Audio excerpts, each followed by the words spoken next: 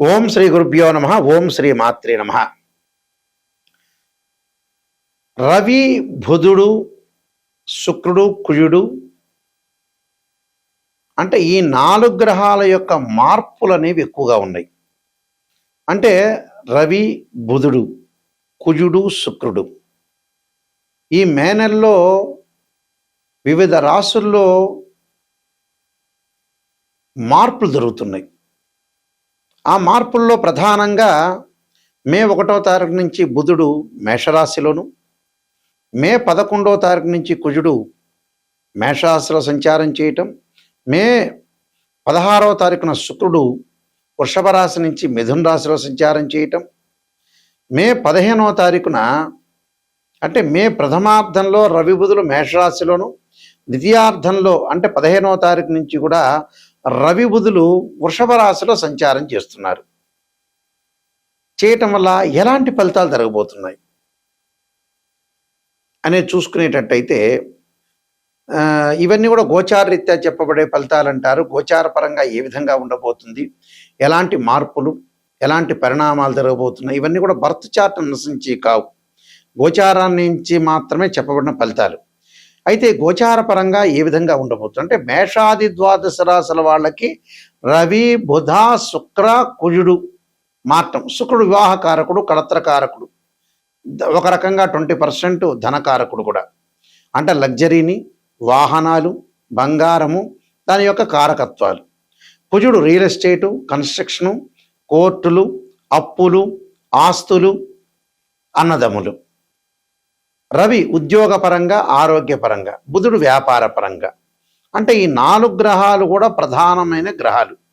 ఈ ప్రధాన గ్రహాలు ఏమవుతున్నాయి, ఈ మే నెలలో తొందరగా మార్పు జరుగుతున్నాయి. ఆ తొందరగా మార్పు జరగటం వల్ల ఎలాంటి ఫలితాలు రాబోతున్నాయి, ద్వాదశ రాశుల వాళ్ళకి ఎలాంటి నిర్ణయాలు తీసుకోవాలి, ఉద్యోగము, వ్యాపారము, అలానే రియల్ ఎస్టేటు, కన్స్ట్రక్షన్సు,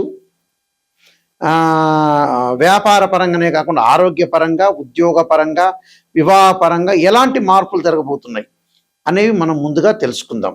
ఈ రాశుల వాళ్ళందరికీ కూడా ఏ విధంగా జరుగుతున్నాయి, ఎలాంటి పరిహారాలు చేసుకోవాలి, ఎలాంటి పరిహారాలు చేసుకుంటే మనం ముందుకు వెళ్ళగలుగుతాం, ఎంత నెగిటివ్ ఉంది, ఎంత పాజిటివ్ ఉంది. నెగిటివ్ కూడా చాలా ఇంపార్టెంట్. పాజిటివ్ కంటే ఎప్పుడు కూడా నెగిటివ్నే ఇంపార్టెంట్. నెగిటివ్ తెలుసుకున్నామా మనం పాజిటివ్ అయిపోయినట్టే. సింపుల్, అది సింపుల్ మ్యాథమెటికల్ ఈక్వేషన్ లాంటిది అది. అందువల్ల ఖచ్చితంగా మీరు తెలుసుకోండి. నిజాన్ని తెలుసుకొని ముందుకెళ్తేనే మనకు మంచి జరిగే అవకాశం ఉంటుంది. ఎప్పుడూ కూడా నిజం నిప్పు లాంటిది. అబద్ధం ఆడామనుకో మనం మోసం చేసుకున్నట్టే. సింపుల్ అది. ఎదుటివాడికి ఏమీ కాదు, మనం మోసం చేసుకున్నట్టు అర్థం. అంటే మనం వ్యాధి అంతా లోపల ఉంచుకున్నట్టు అర్థం. కాబట్టి అన్ని విషయాలు మీరు తెలుసుకోండి. ఇప్పుడు ఈ రాశుల వాళ్ళందరూ కూడా ఏ విధంగా ఫలితాలు జరుగుతాయో తెలుసుకుందాం. కర్కాటక రాశి వారికి 4 గ్రహాల వల్ల, రవి, బుధ, శుక్ర, కుజుడు వల్ల ఈ రాశి వారికి కొత్త పరిచయాలు ఏర్పడే అవకాశం బాగా ఎక్కువ ఉంటుంది. అంటే నూతన వ్యక్తుల ద్వారా పరిచయాలు, కెరీర్ విషయంలో కూడా కీలకమైన నిర్ణయాలు తీసుకుంటారు. గత కొంతకాలం నుంచి ఆగిపోయిన పనులన్నీ కూడా మిత్రుల యొక్క సహకారంతో పూర్తి కావటం, భాగస్వామ్య ఒప్పందాలు పెరగటం ఒకటి. అనవసరమైన విషయాల వైపు వెళ్ళొద్దండి, అపోహలు వచ్చే అవకాశాలు కూడా ఎక్కువగా ఉంటాయి. కాబట్టి కుటుంబంలో బాధ్యతలు బాగా పెరగటము, జీవిత భాగస్వామ్య విషయంలో కొన్ని మంచి నిర్ణయాలు తీసుకోండి. భార్యాభర్తల మధ్యలో గొడవలు రాకుండా చూసుకోవటం కూడా చాలా మంచిది. వ్యాపారస్తుల విషయంలో వచ్చేటప్పుడు మిశ్రమైన ఫలితాలు ఉంటాయి. అంటే రవి, బుధ, కుజ, శుక్రగ్రహాల యొక్క ఫలితం వల్ల కొత్త పెట్టుబడులు పెట్టాల్సిన అవసరం ఉంటుంది. ఆర్థిక విషయంలో ఎలాంటి ఇబ్బందులు ఉండవు. ఫైనాన్షియల్ పరంగా డెవలప్మెంట్ చెందుతారు. చేపట్టిన పనులు ఏదైతే పురోగాభివృద్ధి సాధించే అవకాశాలు ఎక్కువ ఉంటాయి. విద్యార్థుల మటుకు వేరే వ్యాపకాలను తగ్గించుకొని చదువు మీద బాగా కాన్సన్ట్రేషన్ చేయండి. అలానే వివాహ శుభ కార్యక్రమాల్లో పాల్గొంటారు. లగ్జరీ ఐటమ్స్ కొనుగోలు చేస్తారు. బంగారు ఆభరణాలు, నగలు, అలానే బట్టలు కొనుగోలు చేసే అవకాశాలు బాగా ఎక్కువ ఉంటుంది. అలానే ప్రేమించిన యువకులు కూడా వివాహాలు జరిగే అవకాశాలు ఎక్కువ ఉంటుంది. ఇతరుల యొక్క సహకారంతో ముందుకు వెళ్తారు. ప్రణాళికాబద్ధంగా రూపొందించుకుని ముందుకు వెళ్ళే అవకాశాలు ఖచ్చితంగా ఉంటాయి. కాబట్టి బ్యాంకు లోన్లు రావటం, నిరుద్యోగులకు మంచి ఉద్యోగ అవకాశాలు లభించే అవకాశం ఉంటుంది. నేను కొన్ని పరిహారాలు చెప్పబోతున్నా, ఆ పరిహారాలు మీరు పాటించండి. వీళ్ళందరూ కూడా కొన్ని పరిహారాలు పాటించాలి. ఆ పరిహారాల్లో ప్రధానంగా పాటించే నిర్ణయాలు విషయంలో కానీ ఈ నెలలో ఏదైతే గ్రహగమన గతులు మారిపోతున్నాయో ఆ గ్రహగమన గతుల్లో వీళ్ళందరూ కూడా అమ్మవారి యొక్క ఆరాధన చేయాలి. అంటే మహాకాళి, మహాలక్ష్మి, మహాసరస్వతి యొక్క ఆరాధన చేయాలి. అలానే ఈ రాశుల వాళ్ళందరూ కూడా యక్షాయ, కుబేరాయ, వైశ్రవణాయ, ధనధాన్యాధిపతే ధనం ధాన్యం సమృద్ధిమే దేహిమే దాపై స్వాహ అనే మంత్రాన్ని గురువారం రోజున, శుక్రవారం రోజున ప్రాతకాలంలో 21 సార్లు, ప్రాతకాలం కుదరలేదంటే మీరు ఆఫీసు నుంచి వచ్చిన తర్వాత ప్రదోషకాల సమయంలో గురువారం కానీ శుక్రవారం రోజున కానీ ఈ మంత్రాన్ని చదవటం ఇంపార్టెంటు. అంటే ఇది కుబేర మంత్రం అంటారు. ఈ కుబేర మంత్రాన్ని చదవాలి. ఆ కుబేర మంత్రంతో పాటు 21 సార్లతో పాటు దేవానాంచ ఋషీనాంచ గురుకాంచన సన్నిభం బుద్ధిమతం త్రిలోకేశం తం నమామిం బృహస్పతిం అనే మంత్రాన్ని కూడా చదువుకోవాలి. అలానే సూర్యుడి యొక్క ఆరాధన చెయ్యాలి. అంటే సూర్యుడి యొక్క ఆరాధన చేయటం అంటే ఏమిటి? ఉద్యోగపరంగా ఇబ్బందులు కలగకుండా ఉండటానికి ఆదిత్యాయుధే సహస్రకిరణాయ ధీమే తన్నో సూర్య ప్రచోదయాత్ అనే మంత్రాన్ని చదువుకోవాలి. గోధుమలు దానం చేయటం చాలా మంచిది. సూర్య భగవానుడి యొక్క ప్రదక్షిణాలు చేయాలి. ఆదివారం చక్కగా సూర్య యొక్క ప్రదక్షిణాల్ని 54 సార్లు నవగ్రహాల యొక్క ప్రదక్షిణ చేయటం. ఆదిత్యాయ, సోమాయ, మంగళాయ చ బుధాయ చ గురు శుక్ర శని భెచ్చ రాహవే కేతువే అనే మంత్రం చక్కగా చదువుకోవాలి. అలానే ఆస్తులు, కోర్టు సమస్యలు ఉన్న వ్యక్తులు ఎవరైతే ఉంటారో వీళ్ళు తప్పగా పాటించాల్సింది ఏమిటి అని అంటే కందులు దానము, ఎర్రని వస్త్రం దానంతో పాటు చక్కగా కుజుడి యొక్క ఆరాధన చేయాలి. ఎలా ఆరాధన చేయాలి? దానిమ్మ రసం ఏదైతే ఉంటుందో ఎర్రగా ఉండే రసాన్ని తీసుకుని కుజుడి మీద అభిషేకం చేయాలి. ధరణీ గర్భ సంభూతం విద్యుత్కాంతి సమప్రభం కుమార శక్తిస్తంచ మంగళం ప్రణమామ్యం అనే మంత్రాన్ని చదువుకుంటూ, లేకపోతే తత్పురుషాయుధే మహాసేనాయ ధీమే తన్నో షణ్ముఖ ప్రచోదయాత్ అని చదువుకుంటూ వెయ్యాలి. విద్యార్థులు తప్పకుండా దక్షిణామూర్తి స్తోత్రాన్ని, సరస్వతీదేవి యొక్క ఆరాధన చేయటం చాలా మంచిది. అలానే విష్ణు సహస్రనామ పారాయణం చేయటం ఒకటి, ఓం నమో నారాయణాయనం అనే అష్టాక్షరి మంత్రం చదువుకోవటం మంచిది. ఆరోగ్యపరంగా ఇబ్బందులు కలుగుతున్న వ్యక్తులు శరీరే జర్జరీభూతే వ్యాధిగ్రస్తే కలేబెరే ఔషధం జాహ్నవీతోయం వైద్యో నారాయణ హరి అనే మంత్రాన్ని చక్కగా చదువుకోవాలి. ఎల్నాటి శని యొక్క దోషం ఉన్న వాళ్ళు తప్పకుండా నల్లని ద్రాక్షారసంతో శనికి అభిషేకం చేయాలి. నీలాంజన సమాభాసం రవిపుత్రేమాకృత్యం ఛాయామార్తాండ సంభూతం తం నమామి శనైశ్చరం. పనులల్లో ఆటంకాలు కలుగుతున్న వాళ్ళు గణపతి యొక్క ప్రార్థన చేయండి. చేయటం వల్ల మీకు మంచి జరిగే అవకాశాలు ఖచ్చితంగా ఉంటాయి. అయితే ఒక జాతకాన్ని ఎప్పుడూ కూడా మనం అనాలిసిస్ చేసేటప్పుడు చాలామంది ఆలోచన చేస్తుంటారు. ఒక ఆస్ట్రాలజర్ని అప్రోచ్ అయ్యేటప్పుడు మా దానిలో కొన్ని కేటగిరీస్ ఉన్నాయి. దేవాలయంలో అర్చకులకి జ్యోతిష్యం అనేది కాదు, నామినల్గా చెప్తారు వాళ్ళు. మ్యాథమెటికల్ క్యాలిక్యులేషన్స్ చెప్పరు. వాళ్ళ కిందట అర్చకత్వంలో వాళ్ళు నిష్ణాతులు.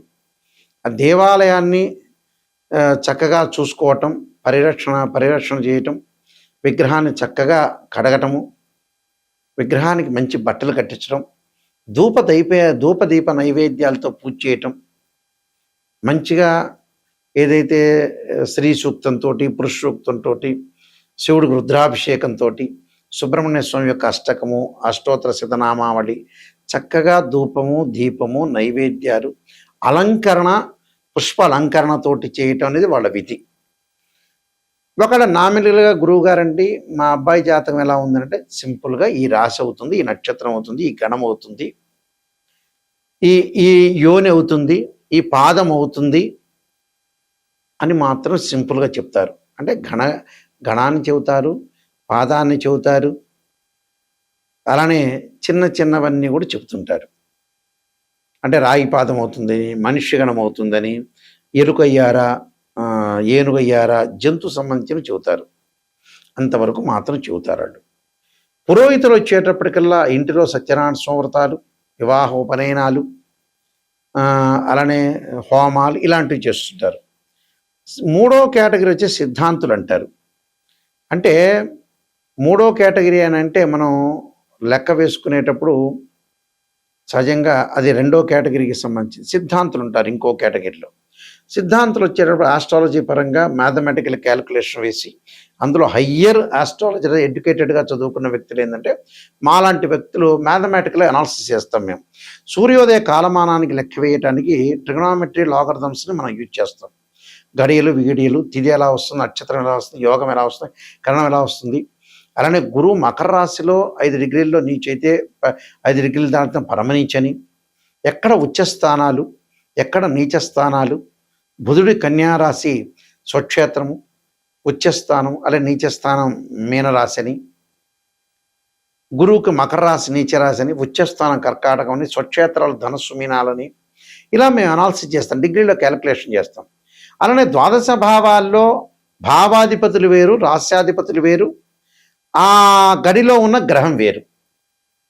భావాధిపతి అంటే ఏమిటంటే సహజంగా అన్ని మీకు మీ పరిభాషలో చెప్పాలంటే భావాధిపతి అంటే ఇంటి ఓనర్, రాస్యాధిపతి అని అంటే బిల్డర్. అలానే ఆ గడిలో ఉన్న గ్రహం అంటే రెంట్కున్న వాళ్ళు అని అర్థం. అంటే తనుభావానికి రవి, ధనభావానికి గురువు, తృతీయ భావానికి సోదర భావానికి కుజుడు, అలానే మాతృభావానికి చంద్రుడు, పంచమ భావానికి గురువు, సోదర భావానికి కుజుడు, సప్తమ భావానికి శుక్రుడు, అష్టమ భావానికి శని, ఇలా భావాధిపతులను అనాలిసిస్ చేయాలి, రాస్యాధిపతులను అనాలిసిస్ చేయాలి. ఒక రాశిచక్రంలో మనకు తేలలేదనుకోండి, మనం డాక్టర్ దగ్గరికి వెళ్తాం, ఎక్స్రే తీస్తాడు, కుదరట్లేదు, ఎక్స్రే కరెక్ట్గా రావట్లేదని స్కానింగ్ తీయని అంటాడు.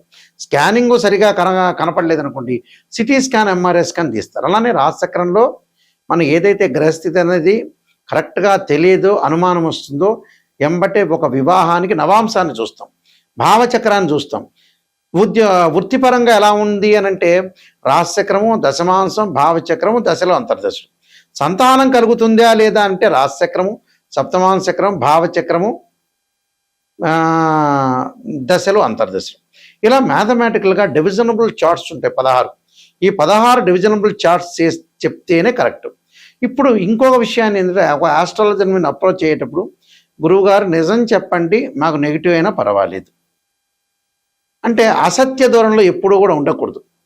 సత్య దూరం అంటారు చూసారా, నిజాన్ని చెప్పించుకున్నాను అనుకోండి, ఆ నెగిటివ్లోంచి మీరు పాజిటివ్ వచ్చే అవకాశం ఉంటుంది. అబద్ధం వల్ల పెద్దగా జ్యోతిష్యం చెప్పించుకోవడం లాభం లేదండి, మీ డబ్బులు వేస్ట్ అవుతాయి.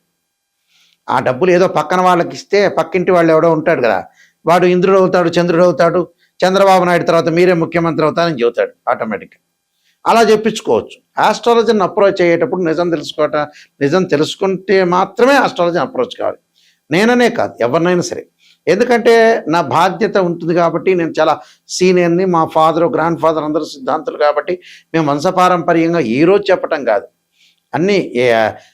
అన్ని రకరకాల ఛానల్స్ అన్నీ కూడా, ఎక్కువ ఛానల్స్ నాతోనే డివోషనల్ స్టార్ట్ అయినాయి.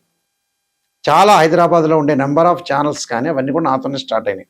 నేను రాజమండ్రి మోహన్ పబ్లికేషన్ రైటర్ని కూడా. కాలసర్పయోగము, కాలసర్పయోగ చంద్రిక, రాహుకేతువులు, ఛాయాగ్రహాలు, స్వప్న శాస్త్రము, అలానే బృహత్ పరిహార సింధు, జాతక చంద్రిక, వివాహ మార్తాండము, పుత్ర గణపతి వ్రతము, సర్వదేవత గోత్రులు పార్ట్ 1, పార్ట్ 2, ఇలాంటి ప్రొడక్షన్ ఆఫ్ ఆస్ట్రాలజీ, ఇలాంటి చాలా గ్రంథాలన్నీ కూడా నేను రాశాను. మా వెబ్సైట్ nayakanti.com, nayakanti.in. నెగిటివ్ ఏదైతే నిజంగా తెలుసుకొని జాతక పరంగా తెలుసుకునే గురువుగారి ద్వారా, నాయకంటి మల్లికార్జున శర్మ గారి ద్వారా నేను బాగుపడతాననే వ్యక్తులు మాత్రమే నాకు ఫోన్ చేయండి. కాలక్షేపానికి చేయొద్దండి. నిజంగా వారి ద్వారా మనం బాగుపడాలి, నిజం తెలుసుకోవాలి, మన లైఫ్ ఏంటి, ఎటు టర్నింగ్ అవుతుంది, ఎంతవరకు మనం సంపాదించగలుగుతాం, ఉద్యోగం, వ్యాపారం, అన్ని విషయాల్లో తెలుసుకోవాలి, నిజంగా తెలుసుకోవాలి అనే వ్యక్తులు మాత్రం నాకు నెంబర్కి ఫోన్ చేయండి.